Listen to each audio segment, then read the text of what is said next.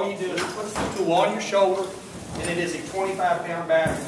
Now, with the shoulder strap, it gives you the pendulum effect.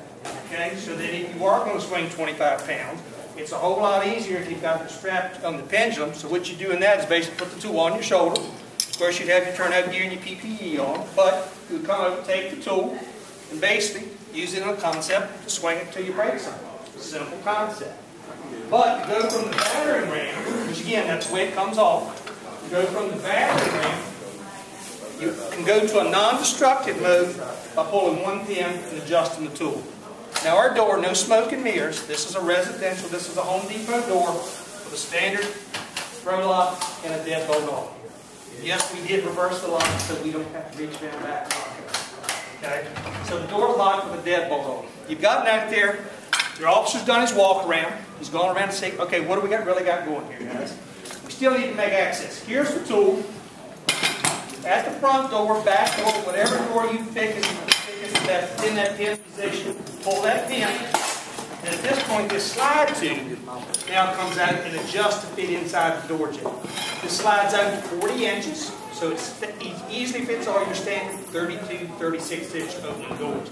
If you have houses that sometimes have custom doors, you'll find something a little different. Again, we made it so that it's got plenty of track. In that regard, to slide it out, I know that the third hole is going to fit this 32-inch door. Take the pin, put it back in the hole, the tool's ready to go.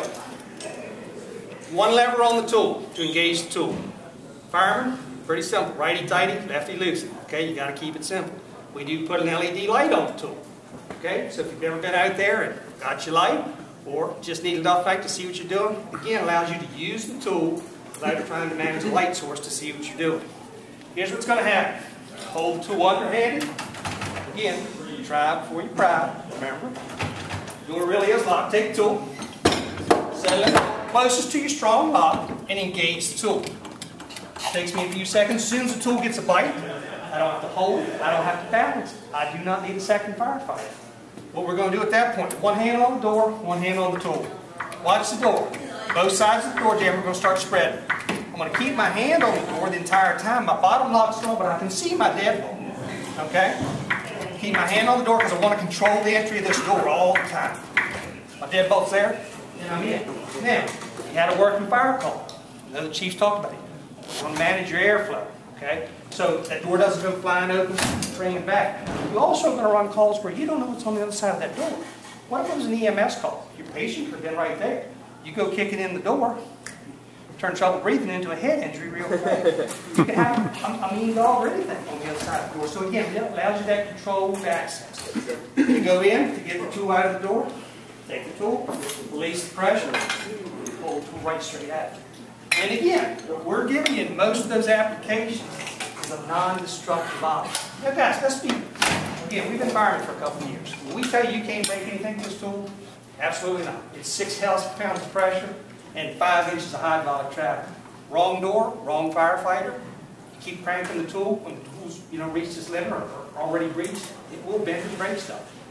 Key is to watch the tool, and the other thing that it does, it gives you a visual that none of the other tools have ever done. What are you guys using today? Are you all using high-grams, rab tools? Yeah, and great tools. Here's something that this is going to provide that you guys have not afforded in the past. And we forgot our Sawzall, because our Sawzall becomes the best friend of this tool. I'll show you why. Okay.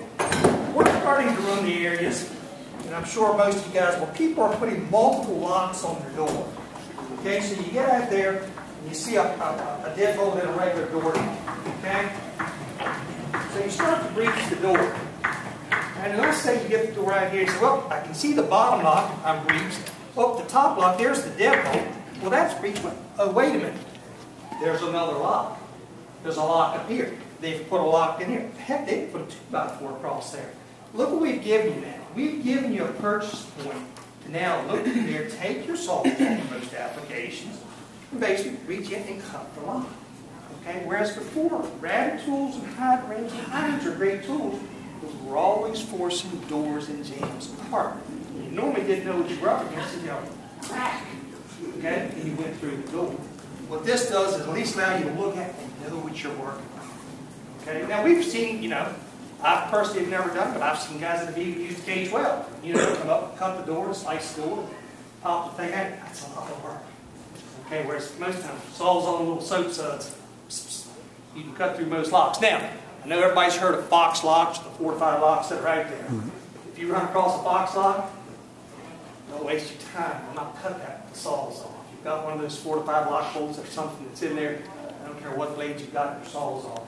You need to be looking at plan B at that point. The cage well is probably going to be an option. You're just going to want to okay. So, questions at this point? Does it make sense? Anything that I've done that doesn't make sense? The other thing, guys, and I know the Chief has talked to us about, I know you guys are being taught to use iron packs. That's an absolute skill that you've got to have in the fire service, and it's a great skill. What this is giving you the non-destructive option that you didn't have in the past. Okay? It's not to replace those tools that these guys are using today and you guys are being trained on. It's to give you that next tool in the toolbox so that when you're on the call, when you know as an officer or know as a firefighter that's probably not a working call, but you still need to make your access. But you're going to have an option to pull a different tool out of the toolbox. One firefighter, quickly adjust the tool and put it in the door. Okay? So, the other thing that the tool will do, guys,